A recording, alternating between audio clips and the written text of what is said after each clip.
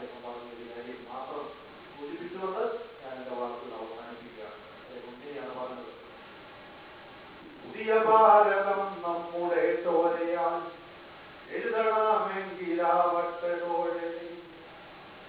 പുതിയ ഭാരതം നമ്മുടെ ചോരയാൽ എഴുതണമെങ്കിലാവട്ടെ,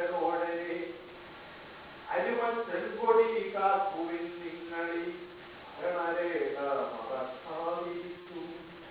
ഈ മരണരേഖ നിങ്ങൾ മറക്കരുത്. അരിമച്ചെങ്കൊടി എന്തുവിൻ നമ്മുടെ ചോരയാൽ ഒരു പുതിയ കേരളം, പുതിയ ഭാരതം എന്നാണ് അദ്ദേഹം പറഞ്ഞിട്ടുള്ളത്. ഒരു പുതിയ ഭാരതം. പക്ഷെ ഞാൻ അതൊന്നുകൂടി തിരുത്തി പറയുന്നു: പുതിയ കേരളം. പുതിയ കേരളം, പുതിയ ഭാരതത്തെ സൃഷ്ടിക്കുക എന്ന് പറയുന്നത് മലയാളികൾ മാത്രം ജോലിയല്ല. അതിന് മറ്റു പല സമൂഹവും കൂടി കൂട്ടായിട്ട് മലയാളികൾ ഒത്തുചേരേണ്ടതുണ്ട്. പക്ഷെ നമുക്കിവിടെ അടിയന്തരമായി